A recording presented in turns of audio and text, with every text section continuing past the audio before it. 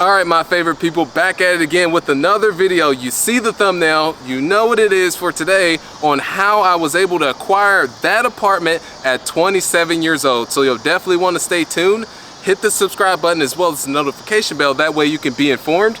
I've got to really balance right here because I don't want to fall over this ledge. It's definitely a bit of a drop, but you'll definitely want to get insights on this because I was able to acquire this property with no money out of pocket, and if I'm able to do it, you can do it. Of course, you got to put in the work. I'm going to go into the lessons I learned from that because yes, it's good to learn from your own mistakes, but it's even better to learn from others. So stay tuned. Ugh. Ready in 3, 2, 1. Are you recording? Yep. All right, so how the story goes is, so this particular deal was acquired after the 46 unit, which was Garfield Place, and have since sold that property. And I just want to admire right now, the weather is so beautiful here. It's not hot, it's not cold. There's a tiny bit of a breeze coming in. A segue, so back on topic now, is that was looking for the next deal now and was going through the brokers and nurturing those relationships, but at this point in time, it still wasn't really working. So I've always gone the direct to owner approach and just starting with a call. So picked a specific neighborhood in Indianapolis, which was the south side, and started the driving for dollars route, and then also looking for properties that needed work. And so this particular property, which at that point in time, what was the name of it? Well, either way, we renamed it Beach Grove Place. I'll actually put the text below of what that name is. Remind me to do that. And so called the sign, and actually it was the owner who actually picked up. And the thing is, you guys, is you constantly have to keep following up because someone may not be motivated or interested in selling the property right then and there, which was the case with this particular owner. But then by constant follow-up and then staying in touch with them, they shifted from not being a seller to now wanting to sell the property, and that's when the negotiations then started to happen. So where we're at right now is in Midtown, which is very close to downtown, and it's just on the outskirts. I've actually really enjoyed living here because I really actually don't even need a car because everything is walkable. Chipotle is just right up there, which is pretty much my go-to. And then also Subway. I know I'm a very basic guy when it comes to eating, but I just like to keep it simple. Even where I live it looks like I just moved in, and people consider me a minimalist because I tell you guys, when I not moved to Dubai, but when I went to Dubai for a week, it was just in the backpack. I like to keep it that simple, and that's how I live my life. And even do the same thing with business, because when you start to complicate things, that's when things start to fall through the cracks, get confusing, people on your team get confusing. But if you just follow the principle, KISS, keep it simple, stupid, things will be a lot more better for you. That's just my personal philosophy. So we're now going to go ahead and take a trip to find this area for another shot for you guys. I'll give you just a nice little mix up and switch up a thing. All right, so at this point, owner says, yes, I'm ready to sell the property. Shout out to E-Money on our team that actually found this deal. And however, they were pretty much open to selling. So they really didn't have any pain points. They were sort of still one foot in, 1 foot out. And the only reason why they really wanted to sell their property is because their son didn't want it. So we ended up going back and forth on the price and settling at 1.4 million. And I remember that 1.4 million was actually a little bit more of a stretch for us to pay for that. And we were sitting down at Starbucks. I remember this. It was me, Jacob, and Eric sitting there, and it's just the owner right across from us. And we said that, okay, would you be willing to budge on your 1.4 million? And he just, with the straightest face, said no. And then at that point, we switched it and said, okay, your price, our terms. And what that means is that if someone is stuck on their price, then you can negotiate the terms, whether that's seller financing, where you have them now become a lender and basically finance the property to you. or that you have them, what we did in this property was we had them throw in fixing the parking lot and doing a repaving, restriping on it because it needed to be updated anyway. But the main thing was that when we received the financials, it was determined that it was very mismanaged. He was writing off his travel expenses on it. But at the end of the day we ended up, through all the due diligence, ended up actually paying a little bit too much. But I'll go into why we paid too much. But looking back we just made this error, which is a pretty common one that people make.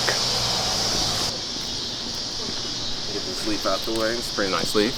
But what I mean by overpaying for the property is that, one, when we underwrote the deal is we really didn't have enough wiggle room to raise the money from investors to actually take care of the improvements from the property. That right there, you guys, is a red flag. We thought that we would simply be able to take it out of cash flow because the estimated repairs, including the roofs, all of the roofs needed to actually be replaced. They were flat roofs, and then there were several that were pitched, came up to about $105,000, and then the remaining repairs were, closer to about $170,000, so about $181,000 in total. But that was very slim in the rehab, and for us to upgrade the units, we said we'll be able to take that out of cash flow. You guys just learn from my mistake, and also I heard others make this same mistake, that whenever you think that it's just time to move on from the deal. So we go under contract, and we have our lender that's also, we're going through the due diligence, and so at this point the lender backs out and we have to raise all cash at this point in time, and we're scrambling, and we actually don't even raise all the cash. We actually have to get a hard money loan to bridge that final gap, because the thing is, you need the money at the actual closing table. You can't go to the title company and say, hey, by the way, there's some funds on the way, there's wires, there's checks. So we had to get in a 2-week time period. A friend of ours that we formerly worked, that we had a relationship with, said, okay, I'll be able to provide that gap that you need. And then later, we actually started raising additional money to cash out that hard money loan because the time was ticking and we had to keep paying the interest on that. But when the lender pulled out, that should have been another sign that we taken that this is not so good of a deal. But now I'm going to go into some more trials and tribulations that we learned from this, because again, you guys, I want to share this with you because it's not all sunshine and rainbows. Yes, have the successes, but also at the same time have the failures as well, and I want to share those with you. That way you can avoid the potholes and pitfalls. And then also, one thing I do as well is that go ahead and click the link below, because I do strategy sessions where we would determine where you're currently at and where you're looking to go. So click the link below and we would hop on a phone call to understand where you're currently at in your business and where you're looking to go. All right, so the property is officially closed. The 50 unit Beach Grove Place, and again, we actually renamed it after we acquired it. And the reason why you want to rename a community and a property is, especially if it has a bad stigma, that's a good way for you to rebrand it, and then people see that, okay, there's going to be changes that are going to be here. So going back to the property is now acquired, and what we thought we were actually going to do didn't happen, because based upon our underwriting and our analysis of the property, is everything basically had to go right, or a lot of things had to go right in order for us to hit the returns that we wanted to hit. And of course, in real estate, that you should expect 4 bad things to go wrong, because it's likely that things will go wrong and you want to protect your downside. So fast forward on this particular deal is that wasn't performing as we expected. It was doing okay, and we just took a step back and said, okay, let's go ahead and sell the property. And actually we did decent on the exit, but just think, we were at the height of the market. This was last year. It's now this was 2019 when sold that property, pretty much when the market was heating up. But just think if the market was in a whole different cycle, things could have been a little bit more, a lot more different. So those are just some lessons I want to share with you, but I want to go ahead and go into a summary of just everything of that too. All right, you guys, so key points for you is, 1, always follow up. That is by far the greatest sales secret and game changer that I've learned in my life. Second is just knowing that everything is negotiable. their price, your terms. If someone's stuck on the price, there's other points that you can negotiate. The third is that always assume that something is going to go wrong and protecting your downside when you're analyzing a deal. Because especially in today's market, we're in 2021 now, is that people underwrite deals very aggressively, just assuming that things are going to keep getting better and that things have to go perfectly right in order for the deal to work. And just lastly is that I don't even know my last point, you guys, so we'll just go ahead and end off on that. I appreciate you so much. Go ahead and give that like, hit the subscribe button as well as the notification bell.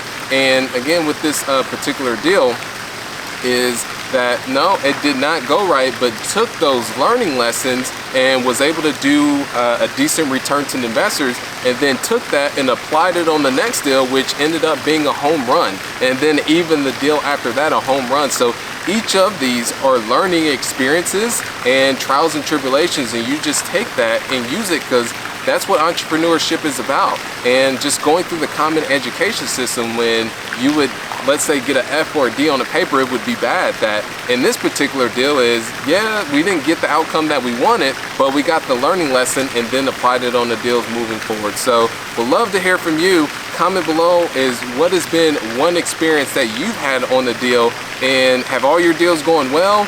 And if they didn't go well, go ahead and comment below. I won't hold it against you, and then also I will personally respond to you. So keep being awesome. Appreciate you.